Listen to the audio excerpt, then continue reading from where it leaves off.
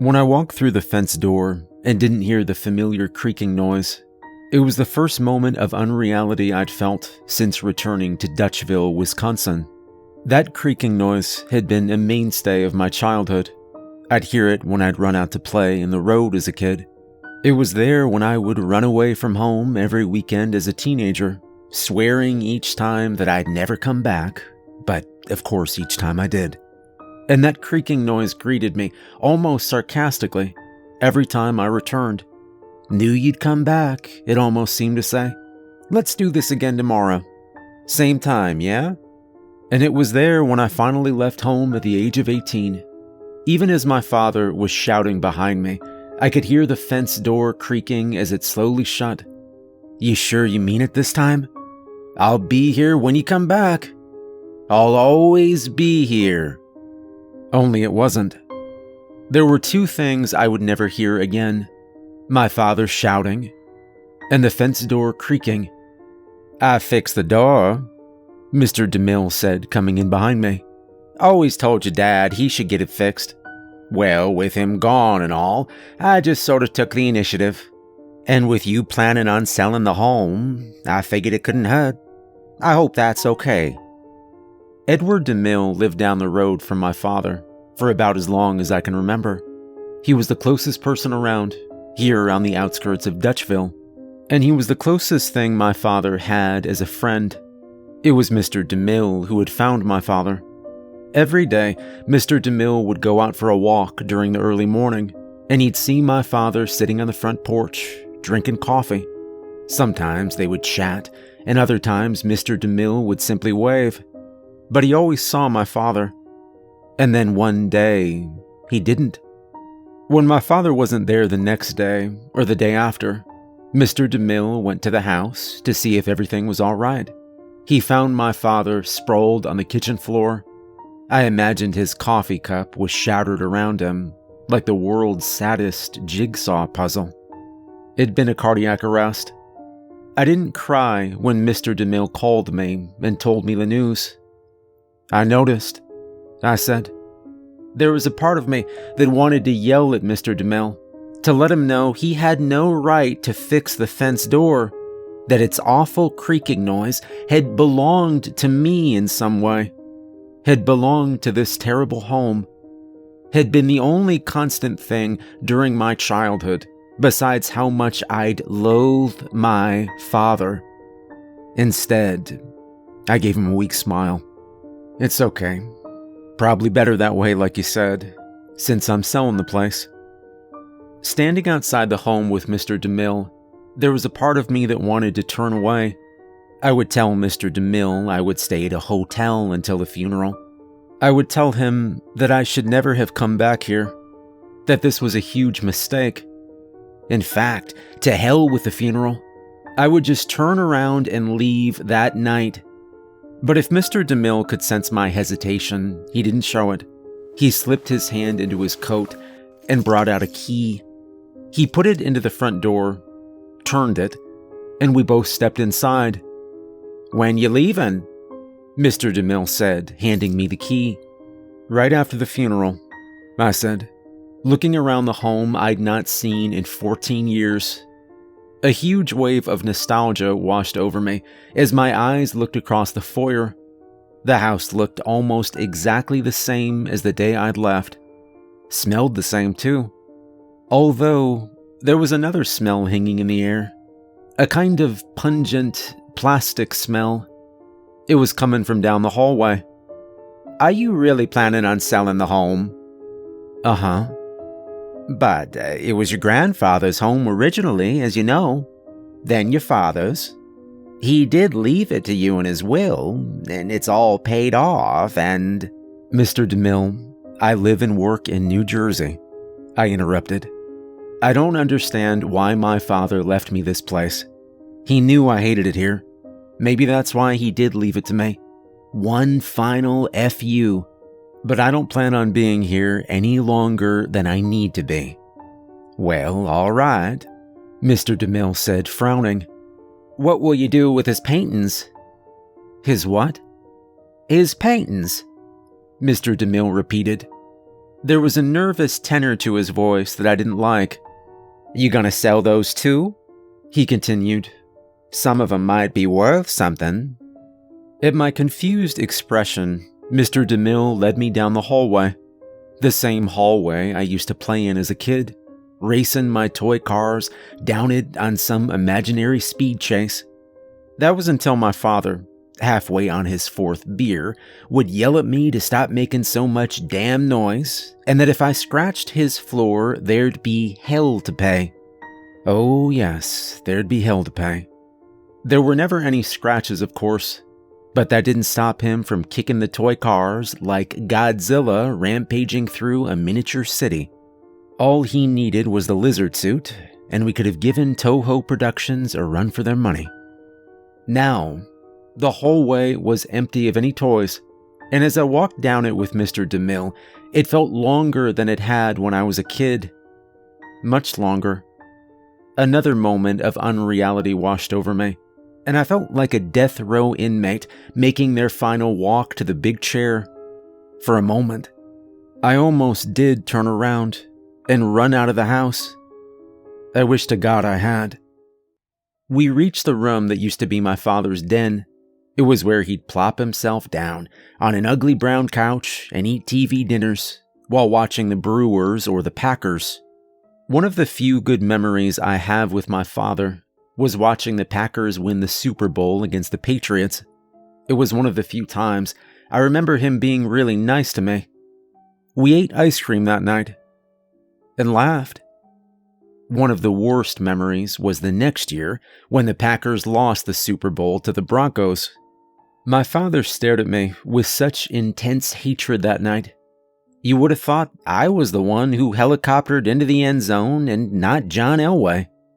The ugly brown couch was no longer there. Neither was the television. The carpet had been ripped up and replaced with floorboards. Whatever morbid nostalgia I'd felt when I entered the house quickly left my body when I saw what became of my father's den. It was instead replaced by an even more morbid curiosity. The room was filled canvases. Some of them were propped up on easels, while others were lined up against the wall in rows. There were some blank canvases here and there, but most of them had been painted on. There were paintings of lighthouses, of mountains, of farm fields, of windows looking into packed restaurants. There were paintings of men, women, and children. There were dogs and cats and farm animals of every kind. There were vintage cars and towering skyscrapers, crystal blue lakes, and harsh yellow deserts. Some paintings were incredibly vivid and lifelike. Others were abstract and experimental. Some were dense and layered. Others minimalist and sparse. Colorful and bright. Muted and gray. There seemed to be every kind of painting. I walked around the easels like a man walking through a dream. "He never told you, did he?" Mr. DeMille said. I noticed that Mr. DeMille had barely stepped into the room that had once been my father's den, but had now become a bizarre shrine to color and brush. He hung back by the door, shuffling his feet in a nervous manner, not unlike a child who'd been brought into the principal's office and wanted to do nothing more but leave. "No," I said. He never did. I'd only spoken to my father a handful of times since leaving Dutchville. Those conversations had been on the phone, and had always been brief. He never mentioned he'd started painting. My father and art couldn't have been on more opposite ends of the spectrum. Or so I'd thought. I came across a painting of a windowsill. The window looked out into a green lush field where a man was riding on horseback. The man on the horse was waving towards the window, as if he could see the person on the other side of the canvas. I turned towards another painting. This one showed a cheerful group of people sitting at a restaurant table. They were clinking champagne glasses together, and one of them, a man in a green fedora, was staring at the woman across from him with deep affection. "He started up a couple years ago," Mr. DeMille said, Wasn't that great at first, but he got real good real fast. If you're gonna sell the home, you really should consider selling some of these. There's a guy I know in Milwaukee he could help you with. Mr. DeMille's voice started to fade away as I noticed something in the back corner of the room. There was a canvas there, but it had been covered by a black cloth. It was the only canvas that had been covered. So black was the cloth, it looked like slick oil. As I approached the canvas, I felt as if every painting in the room had spread apart from me, like the Red Sea. "Oh, that one," Mr. DeMille said somewhere, 1,000 miles away. He was still talking about some connection of his in Milwaukee, but his voice had become white noise to me at that point. A pleasant buzzing sound to my ears, as all I could focus on was the canvas in the back corner. I pulled at the cloth gently, and it fell off almost immediately, as if it were waiting for an excuse to come off. The cloth coalesced at my feet, and now it really did look like dark oil. The painting was astonishing. It made all the other paintings in the room look like crayon drawings. There was a vivid portrait of a woman on the canvas. She stared back at me with eyes that were deep pools of blue. Her skin was so white, it might as well have been porcelain, and I could have sworn the light in the room was reflecting off of it. Actually reflecting off of it. Her lips were turned in a way where she could have been smiling or frowning. Her hair was a cozy autumn red, and as I stared at the portrait, I thought I could almost see her hair blowing in the wind. There was a kind of breeze that only existed within the canvas. I could faintly hear wind chimes coming from somewhere behind her. The more I stared at the painting, the more it began to fill my vision, as if it were growing, or I was shrinking, falling deeper and deeper into it. I felt an icy cold sensation run up my back, and I thought I saw the woman's mouth begin to open. There, within her half-smile, half-frown, were the hints of sharp yellow teeth. Only just the tips, but they were there. "My father really painted this?" I asked in a chalky voice. I felt a gasp rising in me that I thought would turn into a scream, if not for the fact that I was starting to feel out of breath. The painting completely covered my vision now. Her mouth was opening wider and wider, and the daze was broken when Mr. DeMille's hand touched my shoulder. It was as if I'd been sleeping and someone just threw a bucket of cold water over me. I stared back at him in shock. "Did you see?" I began to say, pointing at the painting. But when I turned back to look at it, it was the normal size again. The woman's hair wasn't blowing in the wind, and her mouth was closed in that not really a smile, not really a frown. There were no wind chimes, of course, only the sound of my heavy breathing. It was just a painting. Mr. DeMille picked the black cloth off the floor and threw it over the painting, like a man extinguishing a fire. I thought I saw. I thought I heard, I began to say again. But Mr. DeMille put up a silencing hand. In the soft light of the room, I noticed how wrinkled that hand was, how old Mr. DeMille looked. A far cry from the spry, middle-aged man I'd last seen 14 years ago. He looked so very tired. Another expression came over his face. It was one of deep sympathy, and an understanding was shared between us during that brief moment, one that seemed to say, "I may or may not know what you saw. Maybe I saw it once too, but I'm sure as hell not gonna talk about it. Not here, at least." The look came and went. Then his eyes became dark and hooded over. "Your father was a really good painter," I'd sell these paintings as soon as you can. Through the living room window, I watched as Mr. DeMille walked down the front lawn, and even winced when he walked through the fence door and I didn't hear the creaking noise. Even in the house this far back from the fence, I would still have been able to hear it. In the old days, at least. But this isn't the old days anymore, is it? I thought to myself. Wasn't that a good thing? I continued to watch as Mr. DeMille shuffled down the road, and eventually he was out of sight. I fingered the piece of paper in my pocket. On it was a number for a man that Mr. DeMille claimed could help me with selling the paintings. Some kind of art financier in Milwaukee by the name of Charles Buck. I was considering calling Mr. Buck right then and there, but it had been a long day of traveling. I suddenly felt exhausted. Already, the experience with the painting was fading away to something more rational. I was tired from a day of traveling. I was a little shaken from being back in my childhood home, and I was shocked at discovering my father's secret hobby. Those factors combined caused me to have a brief hallucinatory spell when staring at the painting of the woman. That was all. Completely explainable. Totally rational. But then why did Mr. DeMille cover it so quickly? Why did he look so scared? Why did he?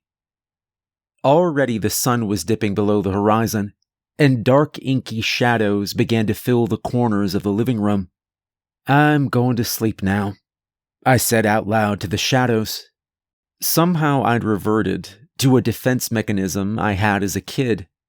Back then, whenever I was lying on my bed, afraid that some monster was waiting underneath, I would say to the room out loud, I'm gonna put my foot over the edge of the bed, thinking that if I said it out loud, the monster wouldn't reach up and grab me. It couldn't grab me. That was against the rules, as long as I said it out loud, but if I didn't... God, I really am tired, I said again. Out loud. I turned away from the window and made my way up the stairs. I didn't take a second to glance down the hallway. I didn't want to think of the den that waited on the other end of it. I originally thought of sleeping in my father's room, since he had the larger bed. But the thought of sleeping in that bed that he drunkenly shambled onto every night made my skin crawl. I walked into my bedroom that I'd not seen in 14 years. Whatever nostalgia I should have felt when entering my childhood room had been thoroughly drained from my body. I collapsed onto the bed and almost immediately fell asleep. But not before I whispered something to the room. I'm putting my foot over the edge of the bed. I awoke to the sound of conversation. A quick glance at my phone showed me it was 3:02 in the morning. I didn't believe what I was hearing at first. I thought maybe it was the pipes in the walls. Sometimes pipes and water have a way of making noise that sounds something like a person talking, at least when your head's against a pillow. But when I perked my head up, I was sure of it. There were people downstairs, and they were talking. Loudly. I made my way down, conscious of every creak the stairs made. The sound of conversing grew louder. I could hear silverware clacking against plates. They were eating food. The noise was coming from the end of the hallway, from my father's den. But then why weren't the lights on? Who eats in total darkness? Another wave of unreality, this time mixed with panic-stricken fear. Who's there? I said down the hallway. Laughter came from the den. It echoed down the hallway towards me, like a burst of humid air. It was the kind of high-pitched, contagious laughter that comes from you after hearing a particularly good joke. It didn't even sound directed at me. Again, I heard the sound of silverware clacking against plates. and the sound of food being chewed and savored slowly. I heard the unmistakable sound of liquid being guzzled down parched throats. All this I heard in between loud and joyous conversation. It sounded like a restaurant in there. "I said, who's there? Show yourself!" I shouted again. And again, I was met with laughter and conversation that ignored me. I was afraid, but also becoming angry at being so thoroughly ignored in my own home. Except this isn't your home anymore, I thought. I should have taken my phone out and dialed 911, but panic mixed with muscle memory from ages past took over. I slowly made my way down the long hallway and opened the closet that was nestled halfway down. I was worried that it wouldn't be there, afraid my father might have thrown it away. But it was still there, even after all these years. My baseball bat. My Excalibur. I hadn't played Little League for very long, but as I got older and the fights with my father worsened, that baseball bat sat in the hallway closet like a promise waiting to be fulfilled. The creaking noise of the fence didn't fulfill its promise of being here after all these years, but at least the bat did. I pulled the bat out like Arthur pulling sword from stone and rushed into the den, yelling, "I'm coming in!" When I flipped the light on, I was met with total silence. It was as if the conversation I'd been hearing before was playing on a track that suddenly shut off. There was nobody in the den. There were only my father's paintings. I stared into the den, my mouth slack-jawed, for what felt like an eternity. I know I heard people in there. I stupidly looked under the easels and moved some of the canvases aside, as if anyone could hide behind them, let alone an entire group of people. There were no plates of food or silverware to be found either. The room was empty, but for the paintings and myself. The house was now in total silence. I was already starting to rationalize the situation in my head, as I'd done earlier. Then I saw it. It was the painting I'd seen earlier that day, the one with the people in the restaurant. At first, I wasn't sure what bothered me about the painting. And then I realized something horrifying. Everything about the painting had changed. For one, the plates no longer had as much food on them. Their champagne glasses were now empty, and they were no longer clinking them together. The people sitting at the table had satisfied looks on their faces. The look one has after eating a particularly great meal. The worst was the man in the green fedora. He was no longer looking at the woman across from him. He was looking at me, a frozen smile on his face.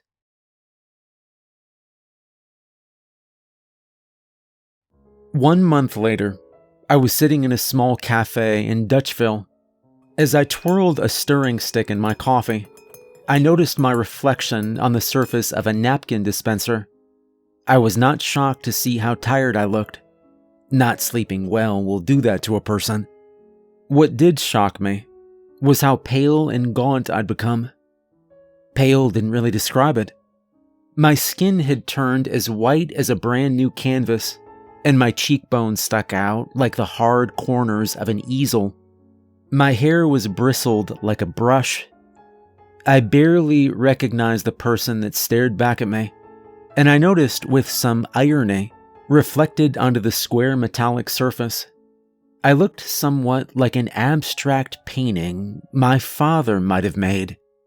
Since the night I'd heard the restaurant goers, hearing noises coming from my father's den had become a nightly occurrence.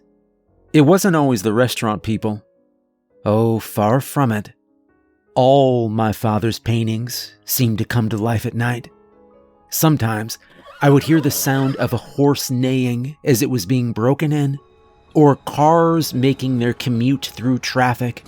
beeping and honking, or a rushing waterfall pouring itself onto sharp rocks that existed just outside the canvas frame.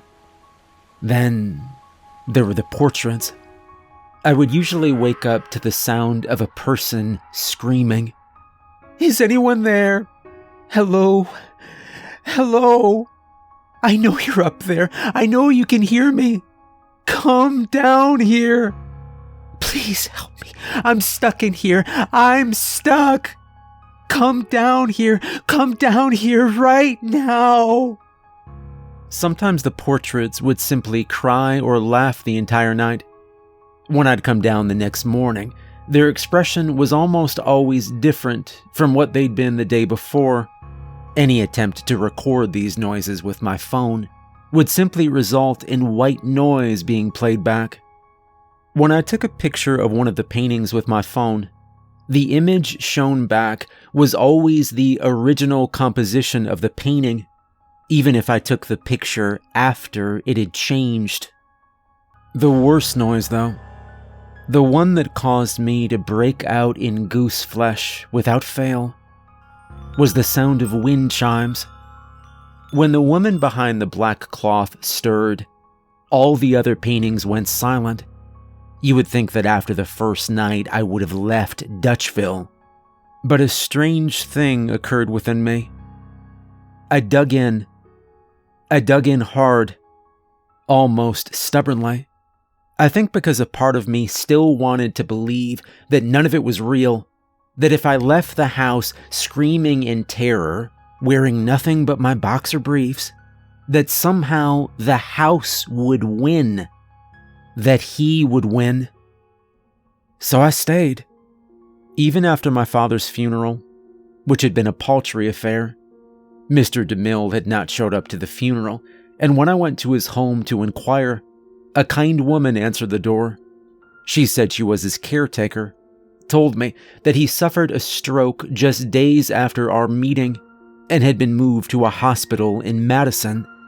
"I don't know what he was talking about," the caretaker said as I was about to leave Mr. DeMille's house.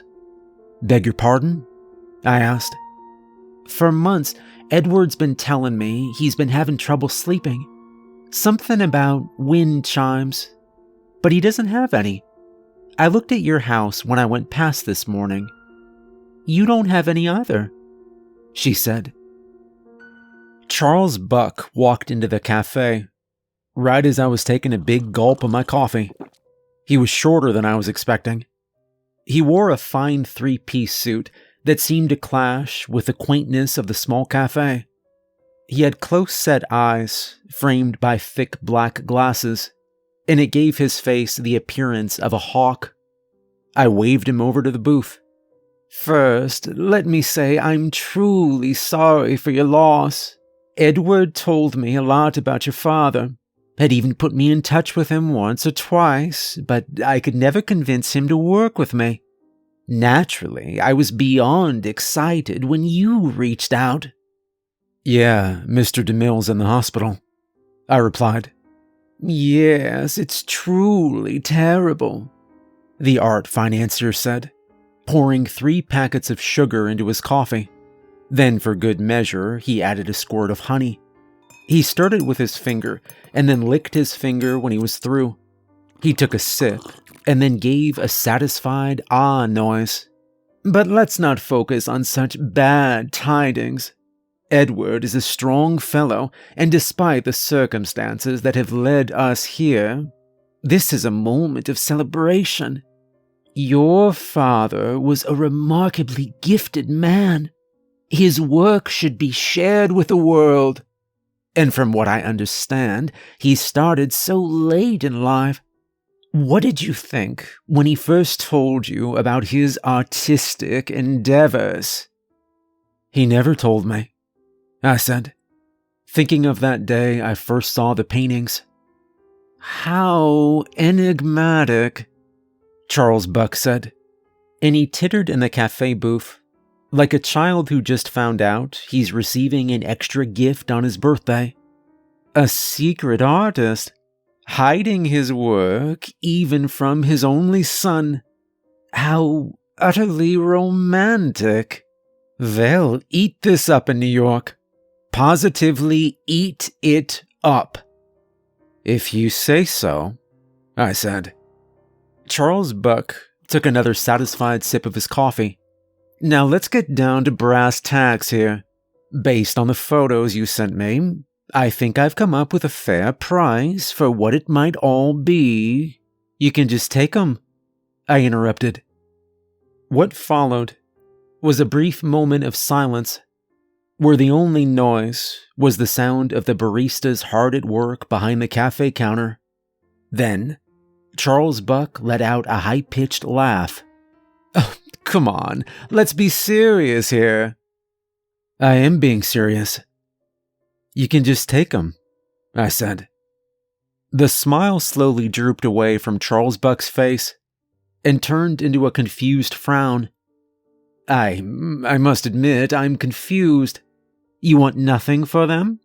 You're just going to give them to me? Just like that? It wasn't my first choice. After much thought, I'd come to the conclusion that I should destroy the paintings. If I was going to sell the home, the paintings would have to go. My first thought was fire. Yet any time I lit a match in front of the paintings, a cold breath of air would shoot out from the canvas and extinguish the flame. When I eventually got a fire going in the fireplace, and I threw one of the paintings in, the fabric didn't burn, and I watched in horror as the flames slowly died out, as if the canvas was consuming the flame, and not the other way around.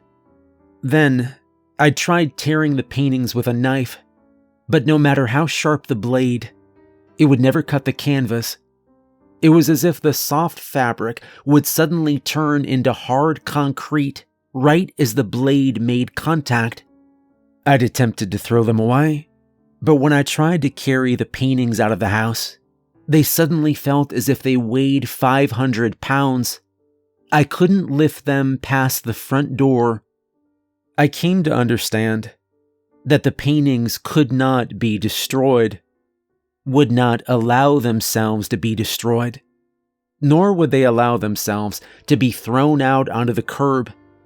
But maybe they could be given away. Perhaps they would allow themselves to be carried if they knew they were being taken to a new home, a new den to come alive in at night. I thought of the painting sitting in some art gallery in Milwaukee or New York. Thought of some custodian going about his work after hours, when suddenly he would hear wind chimes coming from the new exhibit. The custodian would think, "That's odd," and investigate. What would he see? What would become of him? The idea of making money off these paintings made my stomach churn, but they needed to go. So I decided to simply give them away. Just like that, I said. What's the catch? Charles Buck asked, and now it was his turn to speak flatly. He looked me over with his hawkish eyes. There is none, I said. There's always a catch. I've worked in this business long enough to know that. Another silence broke out between us. Now, the only sound was the pitter-patter of rain that was beginning to fall outside. I looked out the cafe window and saw purple thunderclouds overhead. Mr. Buck, I began. Charles, please. Okay, Charles. You wouldn't believe me if I told you. Try me, Charles Buck said, spreading his hands in a dramatic manner. Okay, well, I said, embarrassed at how to approach this.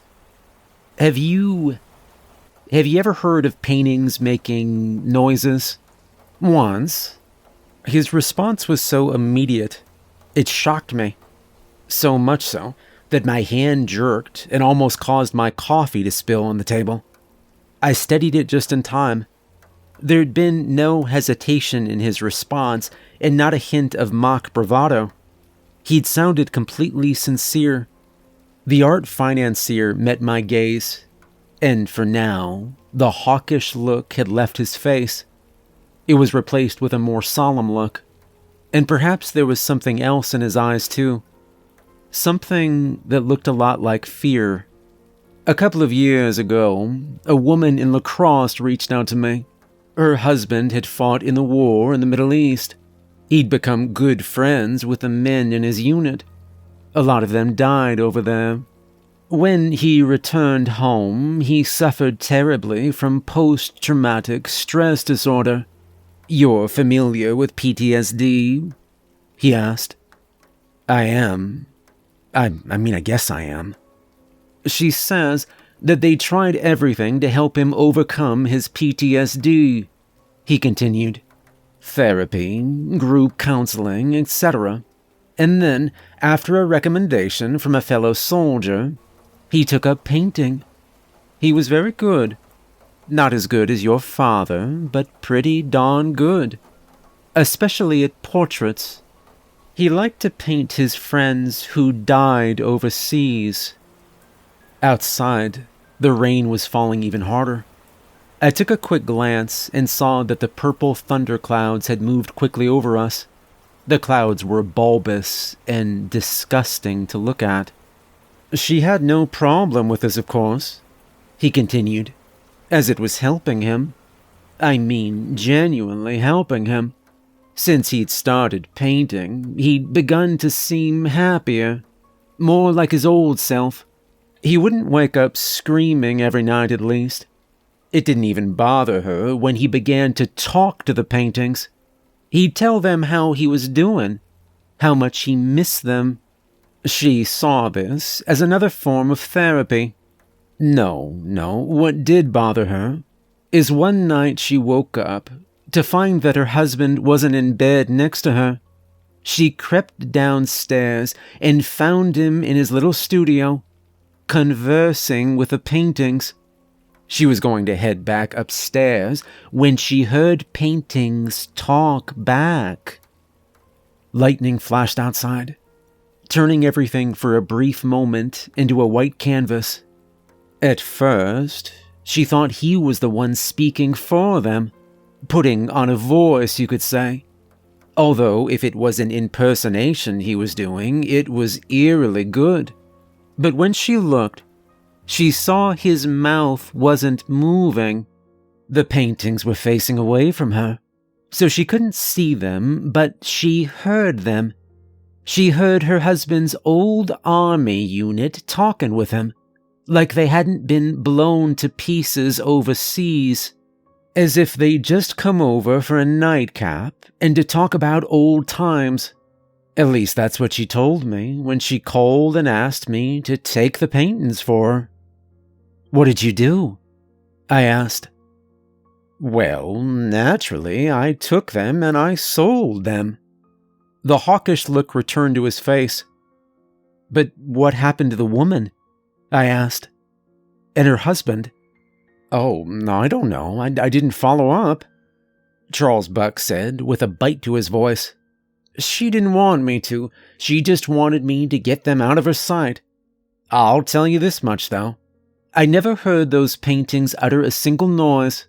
Not when I drove up to her place to get them and put them in my car. Not when I had them stored in my own studio. Not when I displayed them at the Milwaukee Institute for Fine Arts or the various New York galleries they went to. Not a peep. Not one.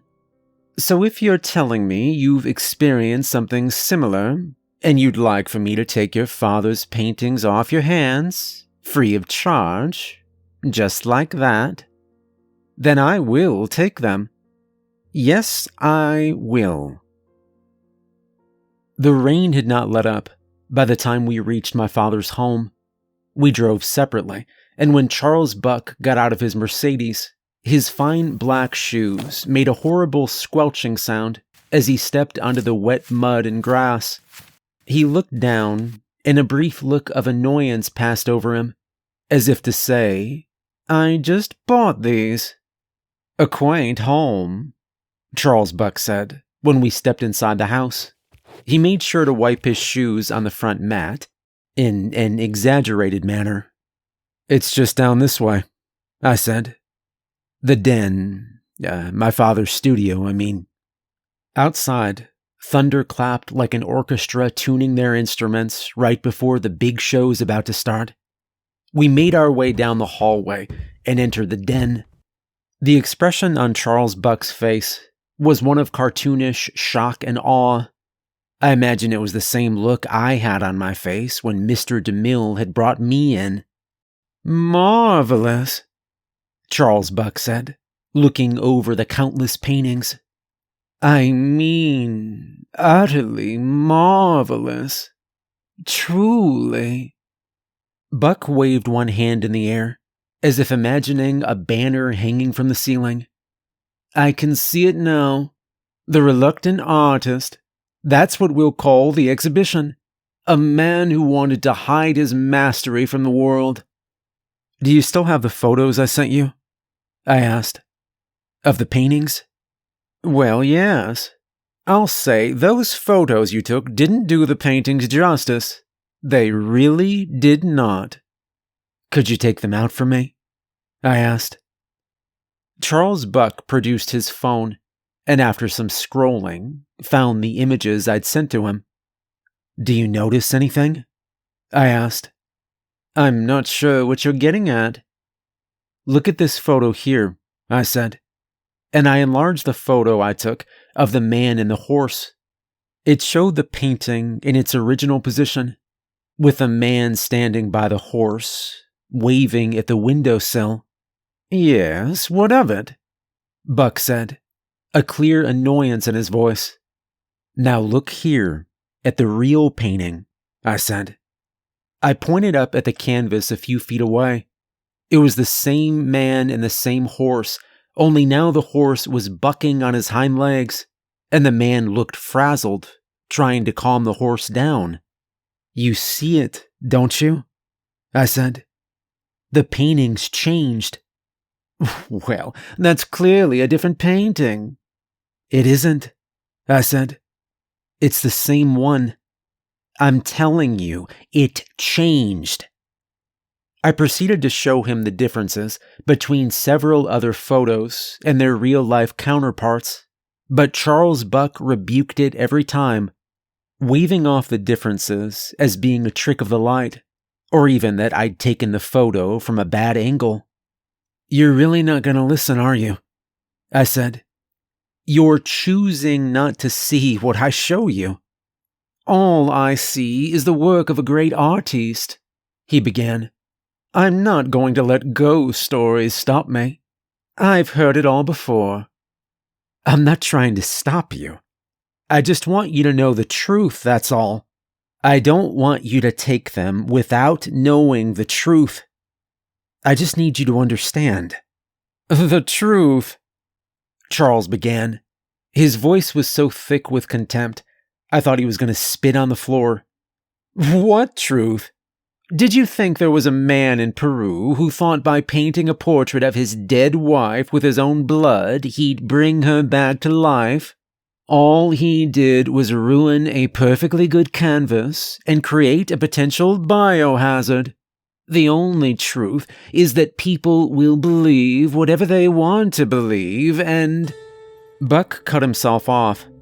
His eyes were suddenly drawn to something in the back corner of the room. The black cloth. The canvas. He tilted his head to the side, like a cat observing a mouse it caught between its paws. He began to walk towards the canvas. I was going to lift a hand to stop him, but something caused me to hesitate. I understand what it was now. I needed him to see, to understand. "Now what do we have here?" "Oh, that one," I said in almost a whisper. Even if I'd yelled it, I knew Buck wouldn't hear me. All he was focused on now was the canvas in the back room. The den was completely silent, other than the sound of Buck's still muddy shoes making their way towards the back. He hadn't wiped his shoes properly. When he reached the canvas, He slowly lifted a hand and touched the black cloth gently, nearly caressing it. As it had before, the cloth fell off almost immediately.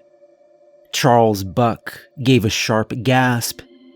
You never told me about this," Buck said. "It's incredible." "I'm putting my foot over the edge of the bed," I said. I looked away from the portrait. "What did you say?" Buck asked, without turning towards me.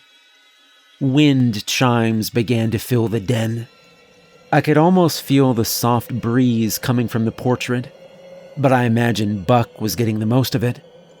"Oh my God," Buck said. "Oh my dear God." The wind chimes were so loud now, they even drowned out the thunder roaring outside. I was gonna cover my ears with my hands when I heard a loud cry. It was Buck. He was screaming. I looked over in time to see Charles Buck stumble backward. He was holding his right hand, and I noticed something was dripping onto the floor. It was paint.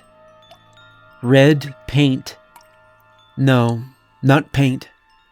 Not paint at all. When I looked up, I saw the woman in the portrait. Her half smile, half frown was full of sharp teeth, the tips of them covered in red. I ran forward and threw the black cloth over the canvas, and the wind chimes ceased immediately. I turned towards Buck, who was whimpering. "She bit you," I said. "Nonsense," Buck exclaimed. There was a deep gash. No, not gash. A bite mark on the side of his right hand. It was bleeding profusely. Buck grabbed a handkerchief from his suit and held it against the wound.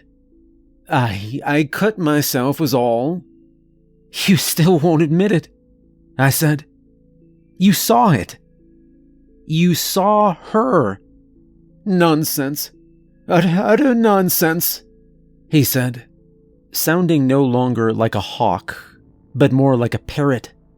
Buck began to walk backwards, and as he did, the den suddenly came to life with a cacophony of sound. It was as if every painting in the room had awoken. "Can't you hear it?" I pleaded. "Tell me you hear it." "No," Buck said. I don't hear anything." He bumped into the painting of the restaurant goers, and just before the canvas toppled over like a domino, I saw that every face in the restaurant, not just the man in the green fedora, was staring back at us, smiling. Buck gave a shout as he turned and almost ran into the painting of a semi-truck. Previously, the painting had shown the truck driving off into the distance, but now the truck was turned, its bright cabin headlights barreling towards Mr. Buck. It gave a loud honk. Buck stumbled backwards again, this time nudging the painting of a dog. Yesterday the dog had been sleeping, both its paws resting over its eyes. Now it was sitting up, its face frozen in a growl. I'll come back for the paintings," Buck said. He waved his wounded hand, and his blood splattered on some of the canvases, like some demented version of Jackson Pollock. Remarkable work, truly remarkable." He turned and ran. I haven't seen or spoken with Charles Buck since that day. When I tried to reach out to Mr. DeMille to see how he was doing, I was informed that he'd passed away. I'm back in New Jersey now. I haven't attempted to sell my father's home, which sits dark on the outskirts of Dutchville, Wisconsin. Dark, but not silent. No, not silent at all. If you ever find yourself out there on the outskirts, you might come across a house with an old fence that used to creak something terrible. If you drive by at night, You might even hear sounds coming from inside the home. All sorts of sounds. I only hope to God that if you hear what sounds like wind chimes, that you keep driving.